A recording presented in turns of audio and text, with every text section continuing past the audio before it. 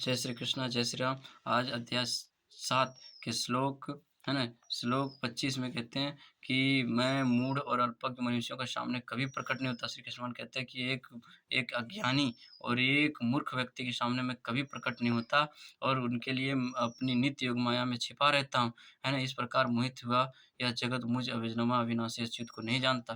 कहते हैं कि श्री कृष्ण भगवान कहते हैं कि इसी प्रकार पांडव आदि केवल कुछ ऐसे गिने-चुने व्यक्ति ही उनकी उस परमात्मा को जानते थे, सब नहीं। यह भक्तों एवं जनसाधारण के प्रति वे प्रकट नहीं होते, है ना? जो यह भक्त हैं और जो जनसाधारण है, जो तत्व का ज्ञान नहीं है, वह उसके सामने श्री कृष्ण भगवान कभी प्रकट नहीं होते। जो शुद्ध भक्त है, उसके हृदय में हमेशा श्री कृष्ण भगवान विराजमान रहते हैं और श्री कृष्ण भगवान के हृदय में भी वह भक्त हमेशा उसके विराजमान रहते हैं।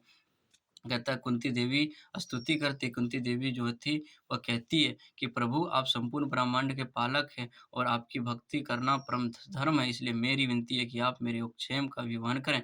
आपका दिव्य विग्रह और माया से छिपा हुआ है ना? ब्रह्मा ज्योति ही आपकी अंतरंगा शक्ति का वह आवरण है। अपने दर्शन में बाधा डालने वाले इस दीप्यमान प्रकाश को हटाकर अपने सच्चिदानंदमय श्री विग्रह का मुझे दर्शन दीजिए। श्री कुंती क्या कहती है ना?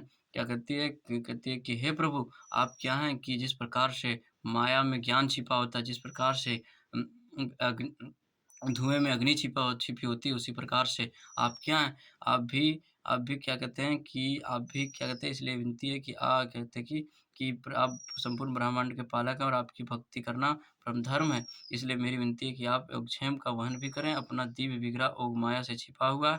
कहते हैं आपका जो दिव्य विग्रह है, वो आग ओग माया ने ढक रखा है, इसलिए आप अपना दिव्य विग्रह का मुझे दर्शन दें, है ना? आगे कहते हैं कि हे अर्जुन मैं स्वयं भगवान पूर्व काल के, वर्तमान के और भविष्य के संपूर्ण घटना चक्र को जानता हूँ। मैं सब जीवों को जानता हूँ, परंतु मुझे कोई नहीं जानता।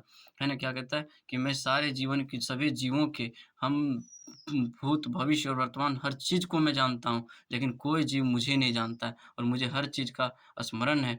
कहता है क्या? आगे कहते हैं कि इस श्लोक में साकारता, निराकारता के विवाद की स्पष्ट विवेचना यदि विशेषवादियों की धारणा के अनुसार भगवान श्री कृष्ण माया अर्थात प्राकृत होते तो जीव के समान उनका भी देहांतर होता, जिससे उन्हें भी पिछले जीवन की पूर्ण रूप से विस्मृति हो जाती। कोई भी प्राकृत देहधारी ना तो अपने पूर्व जीवन की स्मृति बनाए रख सकता है और ना ही अपने भावी अथवा वर्तमान जीवन के परिणाम की अभिव्यक्ति कर सकता है। कहता है जो साधारण जीव है ना तो वो अपने बीते हुए काल को जानते हैं और ना ही अभी वर्तमान अवस्था को जान सकता है, ना ही आने वाले भविष्य के बारे में वह जान सकता है। परंतु श्री कृष्ण भगवान हर एक जीव के भूत, भविष्य और वर्तमान हर एक चीज़ को वो जानते हैं, उसको हर चीज़ का स्मृति है ना?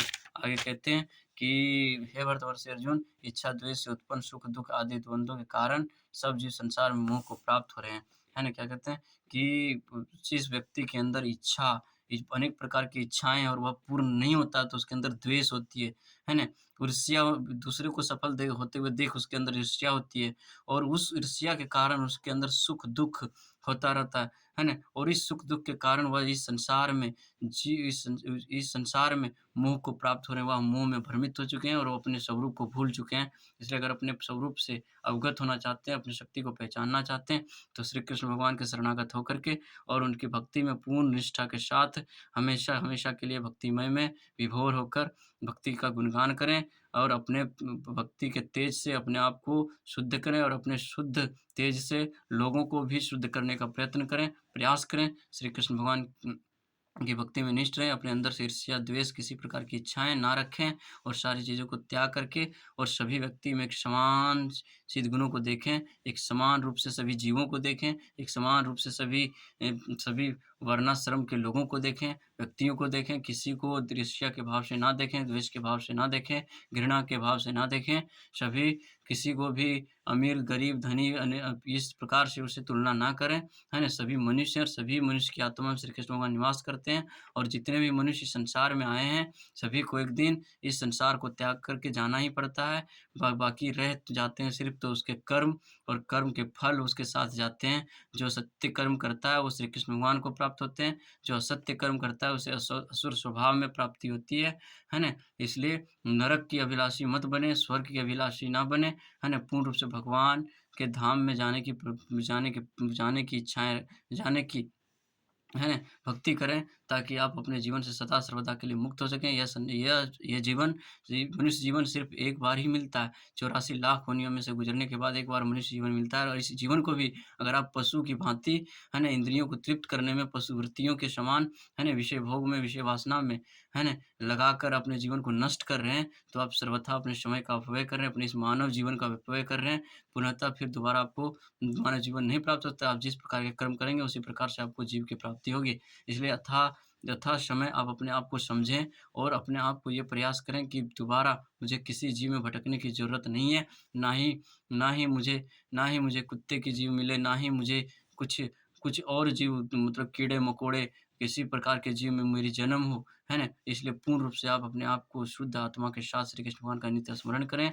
अपने अंदर से ईर्ष्या, द्वेष को ख़त्म करके सभी को एक समभाव भावना से देखें और अपने आप को संपूर्ण करने के लिए, पूर्ण करने के लिए श्री कृष्ण भगवान की भक्ति में जाएँ और भगवान की स्तुति करें, भगवान की, है ना, वंदना करें, भगवान से हमेशा विनती करें कि मुझसे जो भी गलती हो या जो भी हुए हैं, उसको क्षमा करें और मैं अब आपकी शरणों में आता चाहता हूँ और आप मुझे अपने शरणों में स्थान दें और मैं आपकी भक्ति में विभोर हैं और मुझे अब किसी चीज़ की इच्छाएँ नहीं है, ना ही किसी से द्वेष है।